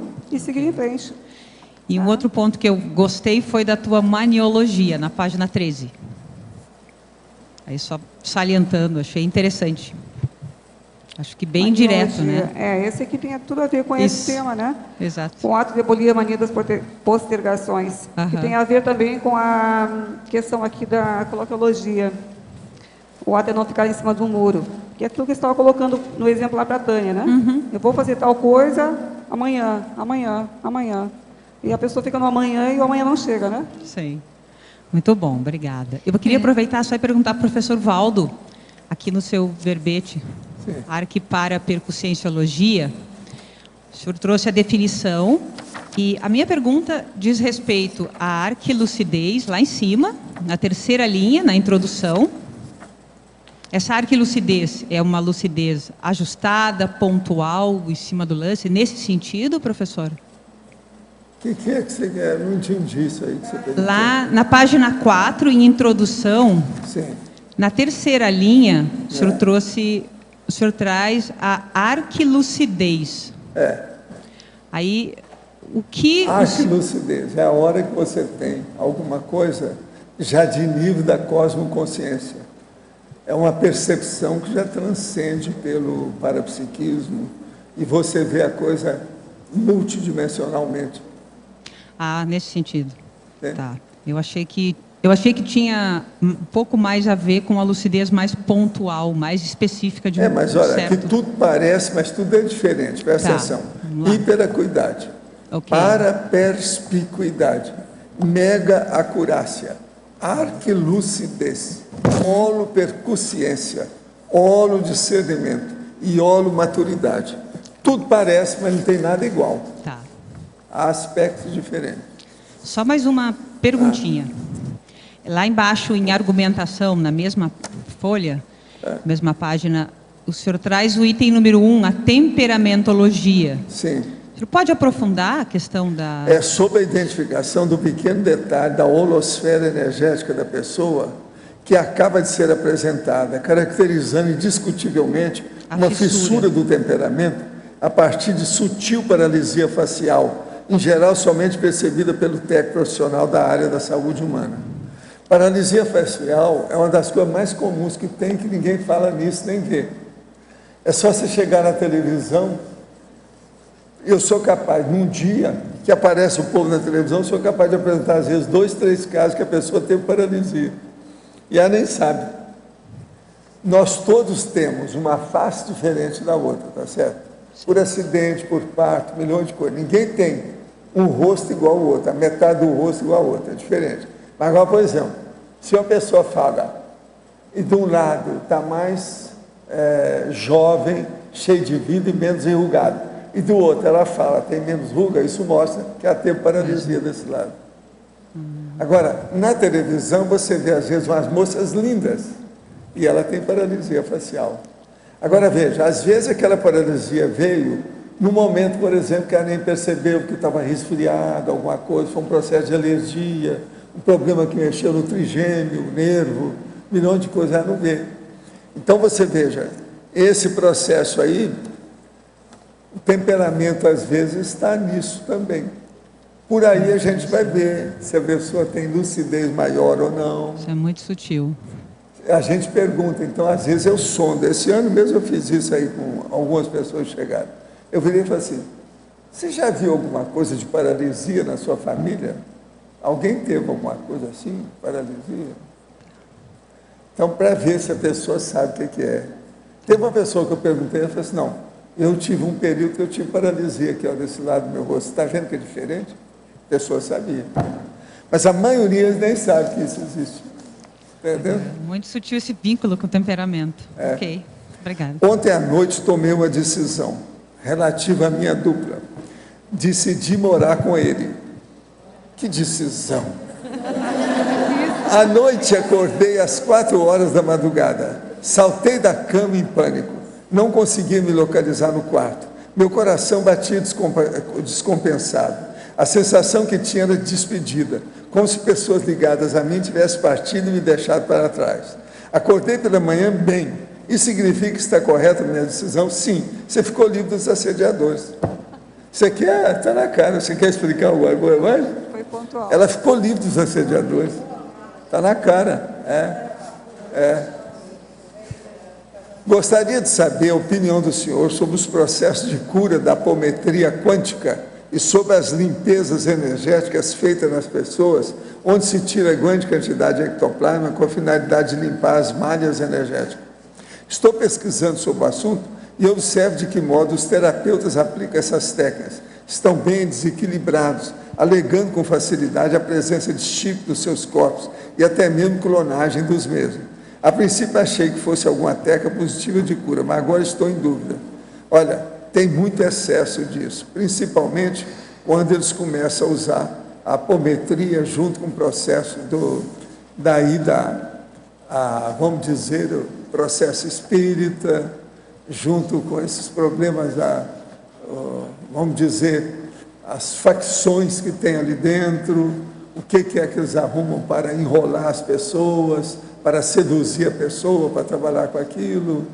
Precisa de ter muita sinceridade, muita franqueza nesse processo todo. Examina por aí que você vai ver. Agora, você sabe, energia tem por todo lado, precisa saber o que o povo está fazendo com isso. Agora, nós não podemos esquecer que espiritismo não é bem uma religião. Hoje é mais um setor do processo de cristianismo, J. Cristo. Então, como é que fica isso? Vamos pensar, é difícil. A verbetógrafa. Binomiologia, página 13, primeira linha. O binômio azáfama e reflexão. E na última linha, o binômio segundos de loucura e interprisão, séculos de reparação, recomposição. Poderia aprofundar? Então, esse binômio azáfama e reflexão tem a ver com a condição de como é que a pessoa escolhe, né? A pessoa pode ser precipitada na sua escolha, ser confusina, fazer uma coisa precipitada, né? E nisso vai gerar uma imprudência, uma precipitação, que não vai levar a um resultado positivo. E o segundo binômio que ela perguntou, que no caso é o último aqui da lista, né? O binômio segundos de loucura, que é a interprisão, e séculos de reparação, que é a recomposição, tem a ver com esse anterior. A questão das atitudes precipitadas. A pessoa não ponderou e, às vezes, no momento que ela tomou uma atitude, que é uma coisa doida, digamos assim, eu estava olhando outro dia na internet, há poucos dias, a condição de uma mãe que ela matou todos os filhos e depois se suicidou. Agora, vocês imaginam como é que vai ser essa interprisão, como que já ficou essa interprisão, né? Então, foi um momento de reflexão, sei lá por que condição que foi. Então, segundos de loucura, interprisão, séculos de reparação, recomposição com o grupo. Professor, o senhor tem dito que tem comparecido aqui personalidades conscientes, né, intelectuais, Rousseau e outros tantos. E chegou a vir, ou tem vindo alguma personalidade que no passado foi ligada ao espiritismo e que veio aqui para conhecer o que é a Conscienciologia? Tem aqueles espíritos codificadores, aqueles que ajudaram Allan Kardec, tem muitos desses. O próprio Zéfiro era um. Sim, então esse povo tem, mas O que você quer saber? Não, para saber se está tendo assim, uma tendência não deles, tem nada que ver, muito deles expandirem um pouco mais. Nós temos mais contato com gente da metapsíquica, é mais que com os espíritos. Porque o espiritismo virou, como eu estava falando aqui, Não, mas a tendência com o tempo, não são as consciências ter esclarecimento também? O problema nosso é trabalhar com gente que seja universalista. O espiritismo virou sectário. Não é isso que eu estou dizendo. Eu estou dizendo assim, essas consciências, a tendência deles é ter esclarecimento, é expandir, é passar para o lado da conscienciologia, que está mais Verpom. No meio aqui da turma deve ter gente desse povo. É isso que eu estou dizendo. Eles já começaram a aceitar como uma Verpom, como uma questão mais avançada. Isso. Tem esse tipo de... Tem. Mas não é só isso, não. Às vezes tem gente da teosofia, tem gente do rosacrucianismo, tem gente da maçonaria, tem gente de tudo quanto é essas seitas e está tendo um convergimento. Outra coisa, tem gente africana, afrodescendente na outra vida, né? Todo tipo. O nome bonito agora é afrodescendente. Não se fala nem preto, nem negro, nem sarará. É afrodescendente. Estou de acordo, muito bacana. Precisa acabar com essa situação. Racismo é loucura. Tá certo? Porque no livro Projeções, por exemplo, o senhor fala que encontrou com o Arigó, né? Teve uma visita que o senhor encontrou. Estou dizendo essas personalidades. Arigó queria que a gente fundasse uma cidade com ele. Naquela ocasião, todo mundo queria fundar a cidade, me convidaram para fazer tanta cidade por aí afora. Ele não ressomou ainda não, né, professor? Arigó? Eu não sei, eu perdi de vista. Tem gente que você perde, né? Fica desinteressado, você não sabe que se encaminhou, você não seguiu o processo. Porque tem que seguir o follow-up, tinha que me dar a ficha.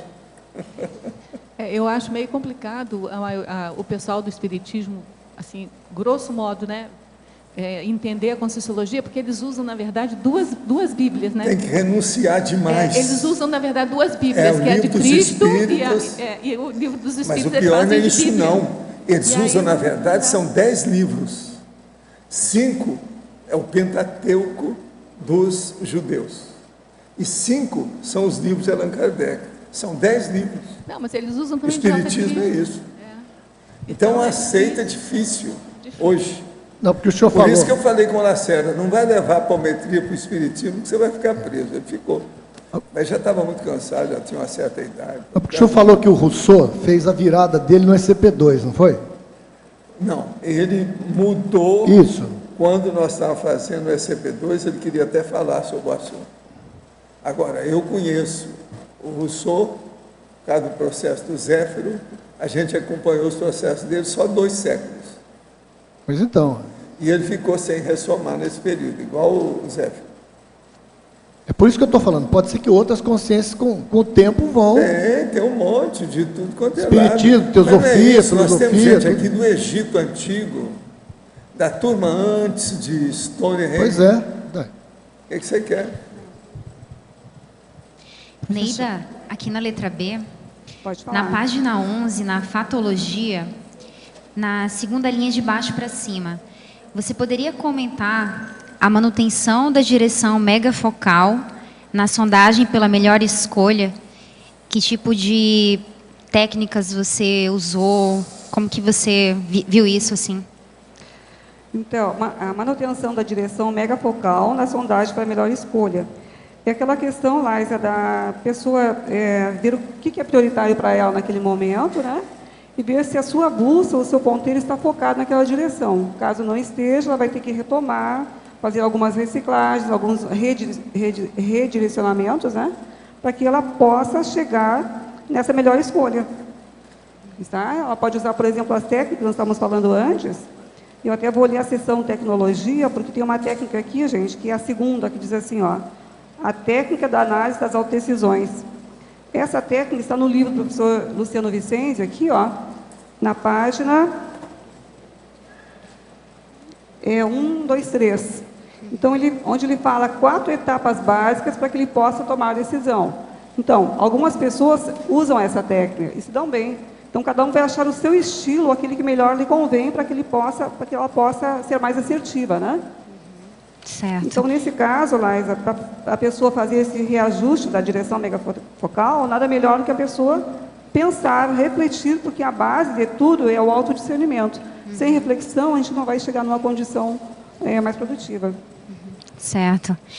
E na página 12, você poderia comentar o sinergismo, equilíbrio íntimo, juízo crítico, decisão prudente?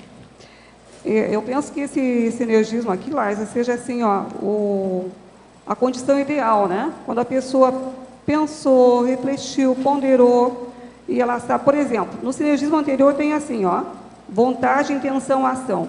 Para mim, a vontade significa assim, o que eu quero. Intenção, para que eu quero. E a ação é como que eu vou fazer isso aí chegar num resultado positivo, né?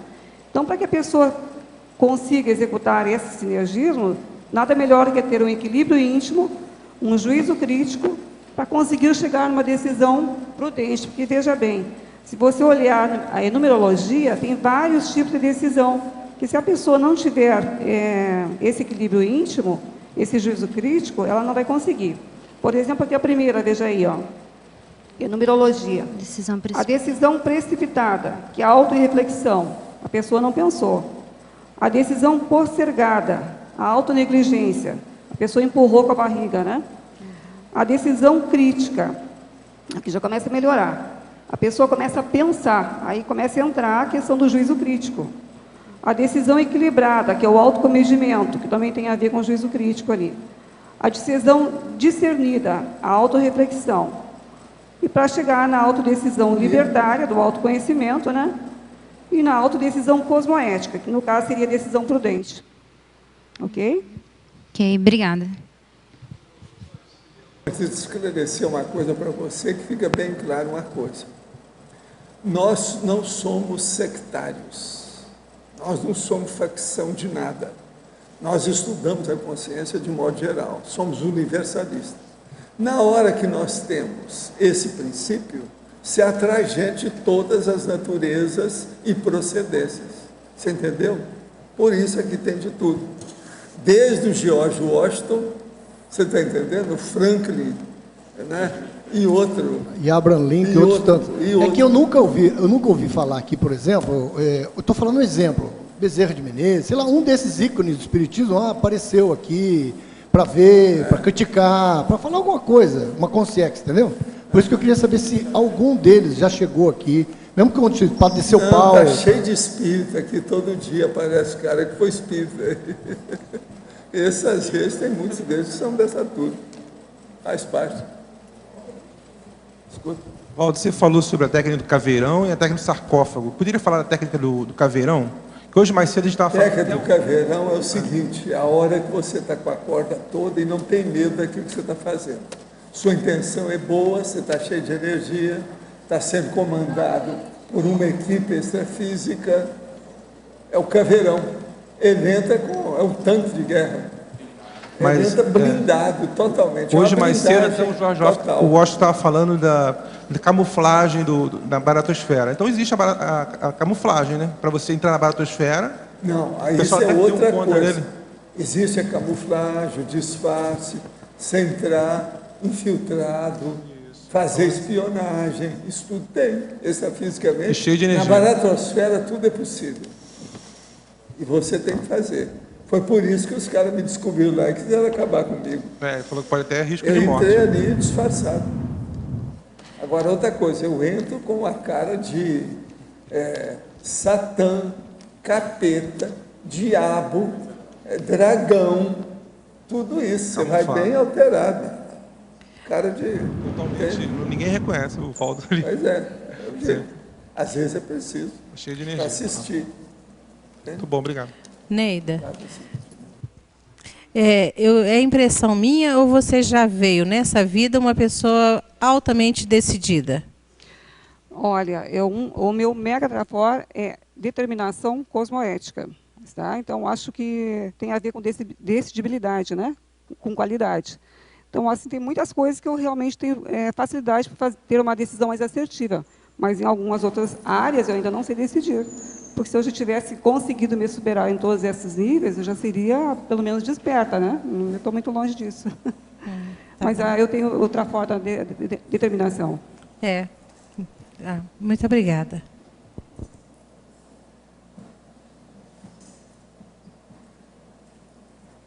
Professor, só uma perguntinha rápida.